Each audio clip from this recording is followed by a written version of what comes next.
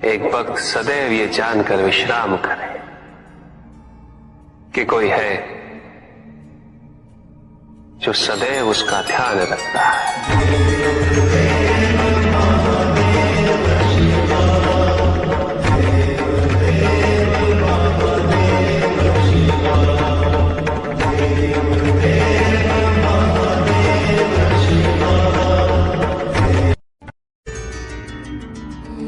भक्त की भक्ति और उसकी श्रद्धा से प्रसन्न होगा।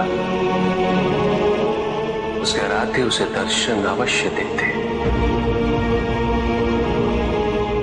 किंतु कब, किस रूप में और किस परिस्थिति में,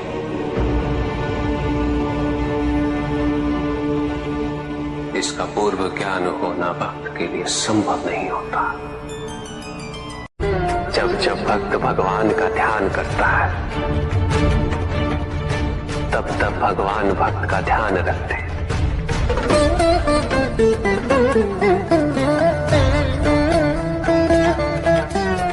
किंतु जिस क्षण भक्त भगवान का ध्यान नहीं करता, तब भी भगवान भक्त का ध्यान रखते हैं। इसलिए तुम्हारा ये कथन उचित है नंदी। मैं व्यस्त हूं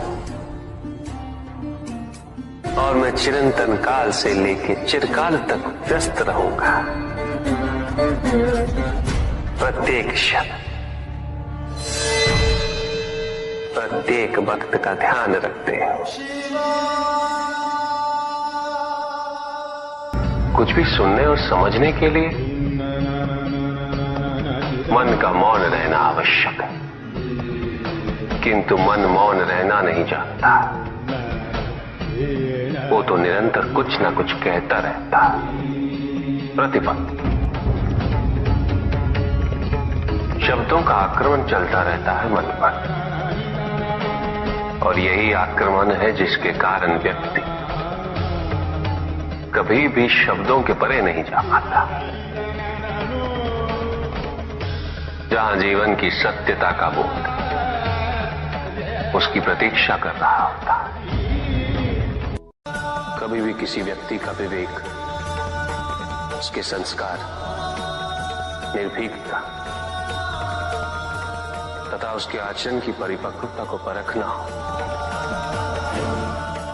तो उसे शक्तियों से सुसज्जित करता हूं, पदाधिकार सौंपता हूं। परिणाम स्पष्ट हो जाएगा। प्रभु, यदि आप स्वयं यहाँ कैलाश में उपस्थित हैं, तो प्रतिदिन का संध्या काल पूजन आपके समक्ष क्यों नहीं होता है? पूजित का साक्षात सामने होना मन को भटकने नहीं देता, किंतु जो सच्चे भक्त हैं, भगवान तो उनके मन में, उनके हृदय में निवास करते हैं।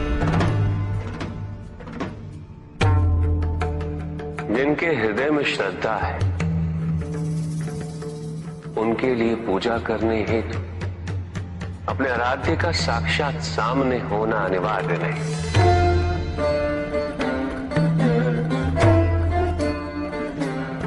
वो तो अपने मन के नेत्रों से प्रतिपल उनके दर्शन पा रहे हैं।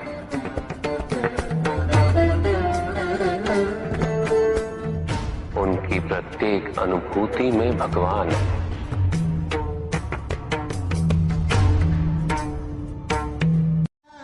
सुख आंतरिक होता है, संतोष आंतरिक होता है।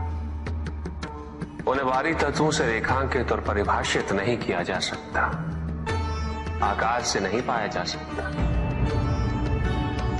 आकार के आधार पर केवल अहंकार ही उत्पन्न होता है,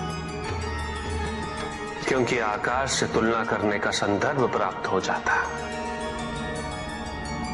यदि तुम्हारा आकार छोटा है, तो तुमसे भी छोटा कोई ना कोई अवश्य होगा, और यदि उसी प्रकार तुम विशाल हो, तो तुमसे भी विशाल इस संसार में कोई ना कोई अवश्य होगा। इसीलिए शरीर या आकार की तुलना करना कभी भी शाश्वत सुख का आधार नहीं बन सकता।